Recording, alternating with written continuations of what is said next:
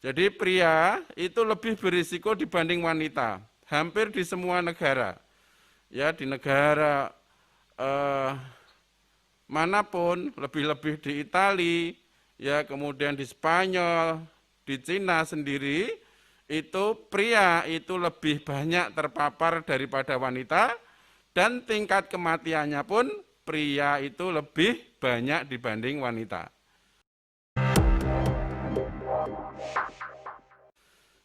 Bismillahirrahmanirrahim. Assalamualaikum warahmatullahi wabarakatuh. Bapak dan saudara semuanya, mari kajian malam hari ini kita mulai. Bismillahirrahmanirrahim. Innal hamdalillah nahmadu wa nasta'inu wa nastaghfiruh wa na'udzubillahi min syururi anfusina wa min sayyiati a'malina. May yahdihillahu fala mudhillalah wa may yudlil fala hadiyalah. Asyhadu an la ilaha illallah wahdahu la syarikalah wa asyhadu anna Muhammadan abduhu wa rasuluh. Allahumma sholli wa sallim wa barik ala Muhammad wa ala alihi wa ashabihi ajma'in. A'udzu billahi minasy syaithanir rajim. Bismillahirrahmanirrahim. Ya ayyuhalladzina amanu taqullaha wal tanzur nafsum ma qaddamat lighad wattaqullaha innallaha khabirum bima ta'malun. Rabbis rohli sadri wa yasril amli wa hlul 'uqdatam min lisani yafqahu qouli amma ba'du. Bapak, Ibu, dan saudara semuanya, pertama-tama marilah kita panjatkan puji syukur kehadirat Allah Subhanahu wa taala. Allah telah melimpahkan barokahnya, inayahnya, petunjuk, nikmat iman, nikmat Islam, nikmat sehat, nikmat kesempatan, dan masih banyak nikmat yang lain yang Allah berikan kepada kita. Seandainya kita menghitung wa in ta'udunu nikmatallahi la tuhsuha, sungguh tidak akan bisa menghitung, sungguh tidak akan bisa menjumlah, karena luar biasa nikmat Allah yang diberikan kepada kita. Bapak, Ibu, dan saudara semuanya, alhamdulillah untuk malam hari ini kita bisa mengadakan kajian online dengan tema usaha preventif menghindari pandemi COVID-19. Bapak, Ibu, dan saudara semuanya, di sini perlu saya sampaikan,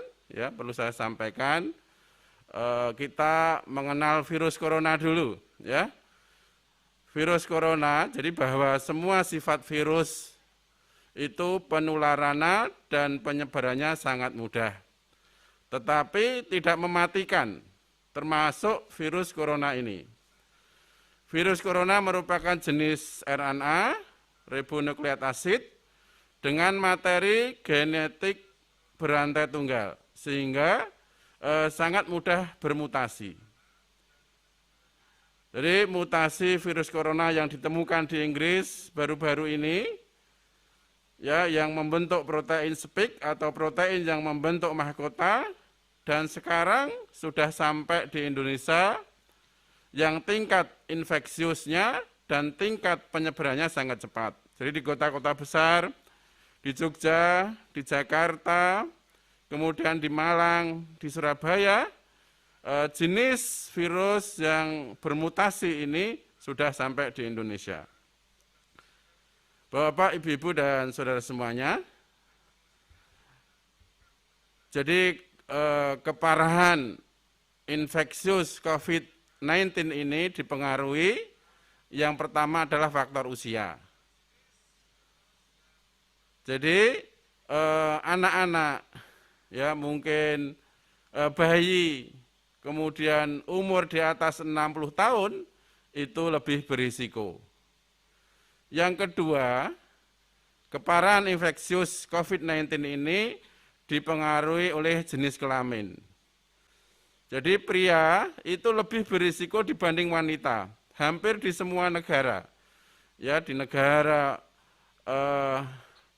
manapun, lebih-lebih di Italia, ya kemudian di Spanyol, di Cina sendiri, itu pria itu lebih banyak terpapar daripada wanita, dan tingkat kematiannya pun pria itu lebih banyak dibanding wanita. Mengapa demikian? Nanti kita bahas. Kemudian yang ketiga, Bapak, Ibu, dan saudara semuanya,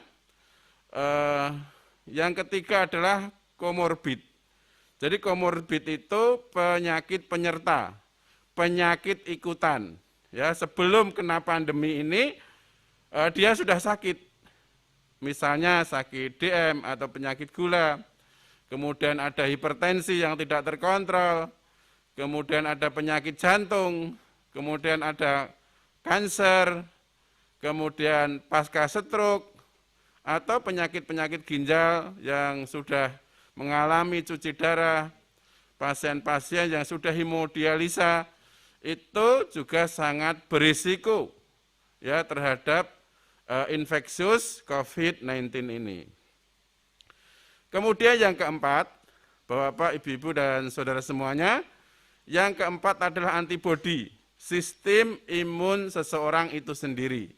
Makanya, ya sistem imun seseorang itu berbeda-beda, ya berbeda-beda, ya.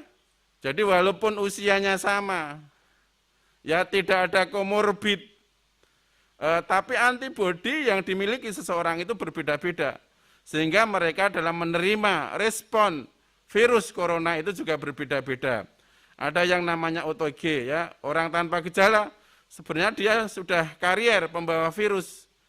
Ada orang yang dengan gejala, batuk pilek, panas, mual muntah, nafsu makan menurun, kemudian diare, ya, kemudian sesak nafas. Nah itu semuanya salah satunya adalah tergantung antibodi. Makanya nanti kita membahas bagaimana sistem imun kita biar baik, sistem imun kita biar kuat, sehingga walaupun ada virus, walaupun virus sudah bermutasi, tingkat infeksiusnya sangat parah, tapi kita tetap sehat. Nanti langkah-langkahnya ya kita uraikan di belakang. Baiklah Bapak, Ibu, dan saudara semuanya, mengapa pria lebih berisiko? Ya, dalam jurnal internasional Global of Health diterangkan mengapa pria itu lebih berisiko. Lebih berisiko terpapar COVID ini. Yang pertama dipengaruhi karena mobilitas tinggi. Jadi pria itu lebih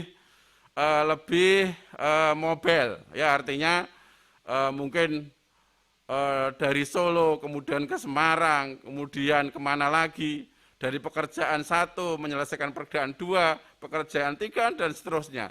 Jadi pria itu mobilitasnya lebih tinggi. Kemudian yang kedua itu perokok. Jadi pria itu, orang yang merokok itu ternyata lebih berisiko terpapar oleh COVID-19 ini. Ya. Perokok, walaupun mungkin sudah berhenti, sejak 5 tahun yang lalu sudah berhenti, ya tapi karena paru-parunya sudah, artinya sudah mungkin ada bronkitisnya, ada penyakit-penyakit paru yang lain, ya sehingga mereka berisiko tertular atau terpapar COVID-19 ini, orang yang merokok. Maka kita juga sungguh sangat bahagia ya di yayasan kita. Merokok itu salah satu larangan ya dari Al-Ustadz kita mengamarkan warga ngaji di MTA dilarang merokok. Ini juga sangat baik ya, sangat baik, sehingga mudah-mudahan kita semuanya ini juga akan sehat. Kemudian yang ketiga, mengapa pria itu lebih berisiko? Ternyata wanita itu dalam penelitian yang lain itu lebih tahan terhadap stres ya. Jadi wanita itu walaupun mereka itu perasaannya lebih tinggi, tapi dalam penelitian itu wanita lebih tahan terhadap stres. Kalau pria itu misalnya kena himpitan, ya kena tekanan, itu kemudian patah semangat. Atau mungkin seperti di Jepang ya, di Jepang itu kalau orang mereka itu istilahnya itu stres berat, kemudian terus bunuh diri. Itu di Jepang ya. Kemudian wanita lebih rajin memeriksakan kesehatannya dibanding pria. Jadi wanita itu lebih sregep lah istilahnya. Jadi mungkin sakit batuk sedikit diperiksakan ke dokter, ya ada keluhan sedikit diperiksakan ke fasilitas kesehatan. Beda dengan pria. Jadi pria itu misalnya bapak-bapak itu misalnya sakit itu mungkin beli obat di apotek saja lebih praktis, ya, cari yang praktis. Padahal ya namanya di apotek itu ya belum tentu yang diberikan sehat, ya yang kita beli itu baik untuk tubuh kita belum tentu. Pria itu lebih simpel, ya, misalnya ada yang batuk, pilek, kemudian mungkin nyate dan lain sebagainya. Nah ini. Jadi wanita itu lebih rajin memeriksakan kesehatannya. Kemudian yang kelima, mengapa pria lebih berisiko terhadap COVID-19 ini?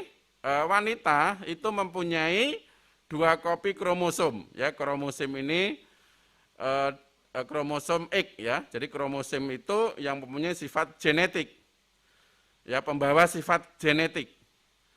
Wanita itu mempunyai 2 kopi kromosom X, di mana kromosom X ini, ya, Bapak, Ibu, dan saudara semuanya, memiliki banyak sekali gen respon terhadap imunitas. Jadi kromosom wanita itu XX, jadi X-nya double, kalau pria itu XY. Jadi kalau XX, jadi double, punya 2 kopi. Ini dalam penelitian, ya. Dalam penelitian ternyata banyak sekali gen yang respon terhadap imunitas.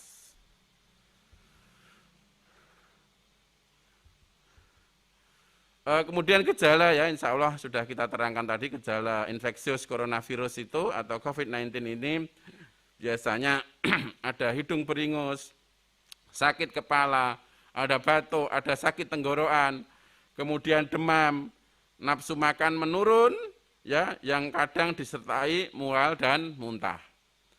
Kemudian merasa tidak enak badan, nyeri otot atau nyeri sendi. Kemudian ada diare, sesak napas.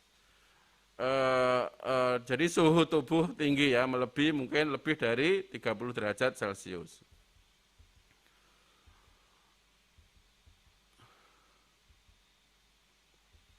Ya, jadi kita masuk kepada pencegahan COVID-19, ya. Jadi Bapak, Ibu, dan saudara semuanya,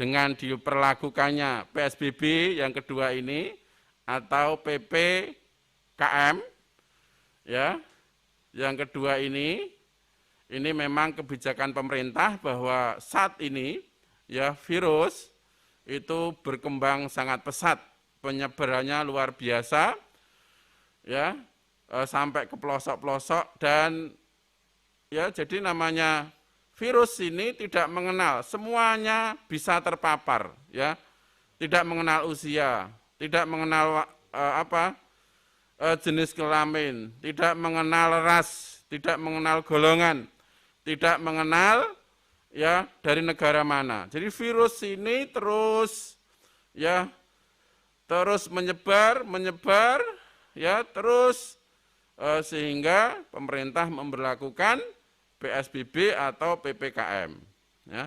Ini semuanya juga harus kita maklumi, ya, Bapak, Ibu, dan saudara semuanya, dengan anjuran pemerintah ini, kita sebagai orang yang terpimpin, tentunya kita juga harus melakukan dengan sebaik-baiknya. Jadi pada prinsipnya pencegahan infeksius corona yang penyebarannya tidak terbendung lagi, ya, presiden pun kena, ya, wakil presiden kena, anggota DPR kena, menteri kena, konglomerat kena, ya, orang miskin, orang kaya, semuanya kena. Makanya dalam kesempatan ini Bapak, Ibu, dan saudara semuanya, saya ingin menyampaikan bagaimana pencegahan infeksi coronavirus itu. Jadi yang pertama sebenarnya hanya ada 2, ya. Jadi ada 2. Yang pertama adalah meningkatkan perilaku hidup bersih dan sehat, PHBS. Yang kedua adalah meningkatkan imunitas. Jadi imunitas ini adalah benteng terakhir, ya. Karena kita setiap hari juga interaksi, ada yang bekerja di sawah, bekerja di kantor, bekerja di pasar, bekerja sebagai pedagang dan lain sebagainya, sehingga kita tidak bisa menghindar. Makanya agar kita tidak terpapar oleh COVID-19 ini, yang pertama adalah meningkatkan perilaku hidup bersih dan sehat. Termasuk yang 5M ya, kemarin 3M, sekarang 5M. Jadi 5M itu ya yang kemarin itu memakai masker, kemudian menjaga jarak, social distancing, mencuci tangan dengan sabun, dengan air mengalir, kemudian kita yang keempat sekarang ini ya, jadi melakukan mengurangi mobilitas dan interaksi. Ya, M yang keempat. Ya, mengurangi mobilitas dan interaksi. Jadi makanya aktivitas kita itu saat ini diberlakukan PSBB atau PPKM ini, aktivitas kita, kegiatan kita dikurangi. Kemudian M yang kelima adalah ya mengurangi kerumunan, ya mengurangi kerumunan. Selain itu ya Bapak-bapak, Ibu-ibu dan saudara semuanya, dalam rangka untuk meningkatkan perilaku hidup bersih dan sehat ini, kita sering-sering mencuci tangan dengan sabun, ya kemudian hindari menyentuh wajah, hidung atau mulut, ya saat tangan dalam keadaan kotor atau belum dicuci. Makanya Bapak-bapak, Ibu-ibu dan saudara semuanya, setelah kita aktivitas apapun, ya sebelum menyentuh mungkin makanan, sebelum menyentuh anak kita, sebelum menyentuh istri kita, ya sebaiknya kita mencuci tangan dulu. Kemudian yang ketiga, hindari kontak langsung atau berdekatan dengan orang yang sakit COVID-19 ini. Makanya ada diberlakukan namanya adalah isolasi mandiri atau karantina mandiri. Kemudian hindari menyentuh hewan atau unggas yang liar. Ya, karena memang COVID ini diperkirakan itu dibawa oleh hewan kelelawar. Kemudian yang kelima, membersihkan dan mensterilkan permukaan benda yang sering kita gunakan, ya, terutama HP kita atau laptop kita, ya. Jadi Bapak, Ibu-ibu dan saudara semuanya, ini di Tengare, ya, jadi masih dalam penelitian juga. Masih dalam kajian yang mendalam, salah satu HP. Jadi HP itu juga membawa virus ke rumah-rumah kita. Ya. Selain virus yang lain, virus corona ini ya. Jadi HP itu. Jadi mungkin HP di kantor dibawa oleh bapaknya, oleh ayahnya di kantor dipakai. Dan namanya HP kan diletakkan di sembarang tempat. Mungkin di situ ada temannya yang batuk, ada temannya yang tidak memakai masker. Ya, kemudian ya dari droplet tadi ada yang menempel di HP kita, kemudian dibawa pulang, kemudian digunakan oleh anak-anak kita, sehingga HP ini salah satu pembawa virus. Ya, makanya disterilkan, termasuk laptop yang kita pakai ini ya, itu juga salah satu ya pembawa virus di rumah-rumah kita. Kita tidak artinya kita tidak menyadarinya, ya tidak menyadarinya. Ya makanya HP kita, laptop kita yang biasa kita pakai ini disterilkan, ya permukaannya dengan ya mungkin tisu basah. Ya, atau tisu kering yang dibasahi dengan alkohol, kemudian kita bersihkan. Nah, kemudian yang keenam, tutup hidung dan mulut ketika bersin atau batuk. Ya, jadi etika batuk, ya etika bersin itu kita terapkan. Itu salah satu perilaku hidup bersih dan sehat. Jadi kalau batuk itu ya menutup mulut kita. Kalau tidak menutup mulut ya mungkin dengan tangan kita seperti ini, batuk. Ya, termasuk bersin. Atau menutup dengan tisu, ya. Kemudian buanglah tisu dan cuci tangan hingga bersih. Kemudian ya saat ini jangan keluar rumah dalam keadaan sakit, ya. Makanya alhamdulillah juga di tempat-tempat yang zona merah ini diberlakukan ya kajian online. Hampir di setiap zona merah, di daerah zona yang merah itu diberlakukan kajiannya adalah online. Ini kadang memang begini ya, jadi saudara-saudara kita itu hanya batuk sedikit, dia tetap masuk ngaji, ya tetap masuk ngaji. Ya padahal batuk ini kalau nanti membawa virus juga akan menular kepada yang lain. Apalagi yang mungkin yang OTG ya, yang OTG orang yang tanpa gejala, dia karier, dia pembawa virus, kemudian juga masuk di kajian, sehingga kasihan kepada orang-orang yang imun sistemnya lemah, ya mungkin orang tua, ya mungkin orang yang punya komorbid tadi, itu kasihan. Kemudian kenakan masker yang benar, dan segera berobat ke fasilitas kesehatan ketika kita mengalami gejala penyakit saluran napas ya. Masker yang benar ya Bapak, Ibu, dan saudara semuanya, selalu saya ingatkan dalam setiap kesempatan, namanya memakai masker itu yang benar ya. Memakai masker itu menutup hidung dan sampai dagu ya. Jangan membawa masker tapi tidak dipakai dengan benar. Ya. Tadi di kajian-kajian tertentu kita lihat masih warga kita masih ada yang sebagian kecil juga dalam menggunakan masker kurang benar. Ini ya, jadi yang pertama untuk pencegahan preventif ya, virus corona ini, COVID-19 ini adalah memberlakukan ya PHBS termasuk 5M dan yang baru saya terangkan tadi. Kemudian yang kedua, Bapak, Ibu, dan saudara semuanya, dalam rangka untuk meningkatkan imunitas itu, ya penting ya. Yang pertama adalah makan dengan gizi yang seimbang. Ya. Makan makanan dengan gizi yang seimbang. Yang kedua adalah menjaga ketenangan. Yang ketiga adalah olahraga yang teratur dan terukur. Yang keempat adalah istirahat yang cukup. Kemudian yang kelima adalah berjemur pagi hari antara jam 7 sampai jam 10. Ya, setiap berjemur ya karena saat ini itu kebanyakan pagi juga mendung. Kalau saya menyarankan 30 menit sampai 1 jam. Ya, ini. Nah, ini kita bahas satu persatu ya. Kita bahas satu persatu. Dalam rangka untuk meningkatkan imunitas kita. Yang pertama adalah makan dengan gizi yang seimbang.